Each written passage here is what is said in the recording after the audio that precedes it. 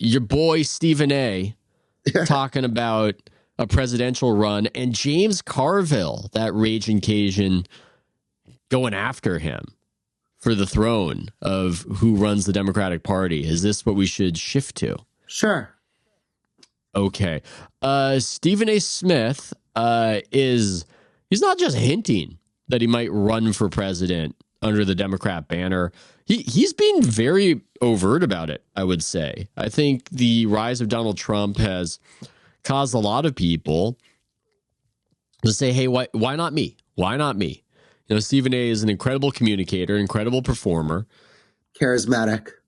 Incredibly charismatic, and he's been dabbling. He went on Bill Maher. He was crushing the Democrats or how they're running things. He's crushing the Democrats on his program, and James Carville has hit back with a curse-filled rant directed at Stephen A. for not knowing anything about politics and denigrating the talent of some of the Democrats that they have. Wes Moore down there in Maryland, Josh Shapiro in Pennsylvania. What do you make of all of this, Ryan? I'll set you up with one thing. I enjoy me some Stephen A. I think that a lot of people who saw Trump's rise underrate that he had an issue set that resonated. There's a lot to the whole Trump phenomenon, but he had an issue set. He was also like a lot more famous for a very long time at a time when people could be more famous. That also that. I don't know what I've seen Stephen A. speak on issues. I don't know what issue is going to propel him to win the Democratic primary. But what do you make of it, Ryan? The other thing about Trump that people kind of underrate, and I'm not praising Trump, I'm not saying anything about him as a president. Oh, look at you loving Trump. The thing that people underrate about Trump, his detractors, is he like got a lot of stuff built. And you go, he went bankrupt in Atlantic City in 1992. But like he built gorgeous buildings, gorgeous casinos, gorgeous golf courses. It's tangible things that through the force of his will got created from nothing. And he managed people and processes to get those done. Stephen A. doesn't really manage people. I mean, he has a social media staffer. He has to get his studio built or whatever, but it's not managed an organization like this, like Trump has. And he hasn't gotten anything tangible built. And I don't know that he is like, he's ripping the Democrats, but he's going to have to raise money from them and win their primary. He talked about how they rigged their primaries. And I mean, if they have the power to do that, why wouldn't they do that against him when he is out here tarring and feathering them?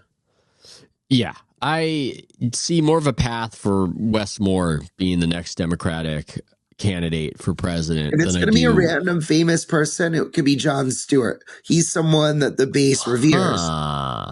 I can't see him doing it, but that's an interesting suggestion. He did it, though. The base is like the millennials grew up watching him every night. Well, why not James Carville? That'd be an interesting one. This is a strategist turned candidate.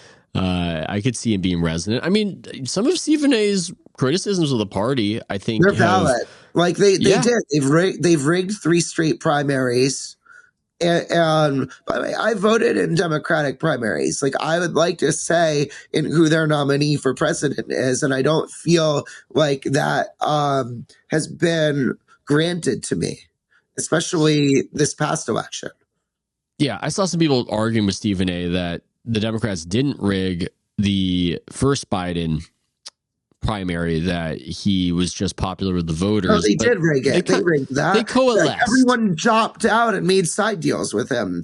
And then it was like an 8-person race and Bernie had the plurality. And then like everyone dropped out and endorsed Biden. Don't erase my memory. No, I saw people pushing back. I agree with you. I think Levitz, the writer, there's was like arguing 3 commenters every time we get into these discussions. Like, I want to hear Ryan talk about sports media. I don't want to hear him talk about this. Oh, don't be sensitive about it. Look, Ryan right now has the credibility to speak on politics as a former quasi-Democrat, because in his sickness, he is sounding like Robert Kennedy Jr. So that affords him some status to riff on these subjects. We live in a time where everything's blended together. Where everything right now is all part of the same cultural maelstrom. I think the Stephen A. Smith phenomenon is an interesting one. I think we both sell on it. We're not saying it's impossible because he's such a great performer, but I'm buying that it's going to stay interesting. Like he's gonna keep being in the proverbial discussion for this until he decides whether he's going to run or not, which I don't think he's going to run. I don't. Yeah. You think he's just not going to get... I've seen some polling, and people like Jasmine Crockett are far ahead of Stephen A. Smith. So it's a different level of fame and credibility with people. There's the people who seem famous to us and seem influential to us, and then there's... You got to cut through a lot of noise to get through to a voter. It's not easy. And I don't know if he's necessarily channeling what their primary voters are into. I just don't. I don't know if Democratic primary voters are really obsessed with the flaws of the Democratic Party. I think that they're maybe more angry at Donald Trump. So there are a few years. We've got some years for this to all build. Yeah, we got some time. Plenty of ball game left. Plenty of ball game left, Stephen A. But we will accept your money as consultants. At least I will. I'm volunteering Ryan, but I will definitely, if you want to pay me in secret to be somebody who advises you on how to tailor your message, everybody looks at me and says, that's a guy who understands middle America. That's what they all say. That's what people say. That's what they all say. Lunch pail Strauss, they call me, Ryan. That's what everybody says. So I think that I can definitely sing a tune that will resonate with the masses. Yeah, this is a crazy political moment. I know you're saying people don't want to hear it from you. I legitimately, I think more people should admit humility. That's my take right now on politics. I don't know how vast federal bureaucracies work. And I don't know how efficiently they're run and how much waste is in them. That's what I will admit to my audience right now. This is a safe space. I will admit that to them. I don't. Spoiler lot. Well, I would assume. I mean, that would be my guess. That would be my guess. I mean, that's my other. What percentage of tax revenue, if you had to guess, do you think like is just wasted or squandered on some of like this nonsense? 0%. Well, that's the issue. This is a quick political jag, and then maybe we can shift to the NBA, back to the NBA, because there's some really weird things happening of late. Yeah, I think part of the issue with the Democrats right now is they could be correct in every single criticism, and I'm extending this Democrat Party, also media. Every single criticism of Elon Musk and what he's doing with Doge, they could be totally correct on it, that it's slapdash, that it's illegal, that they're not finding where the money is, that it's overstated how much they're going to save, that they're hindering the functionality of government. All of this is true. I need to hear from you guys what needs to be cut. I mean, this is the whole thing to me. This is emblematic of the whole problem politically, is that one side has become the do nothing party and the other side has become the you can just do things party. And if you've got a critique, I don't think it's good enough to just do the critique. I think people want more than that. And I just don't think that's too motivating. The don't do anything, don't touch anything.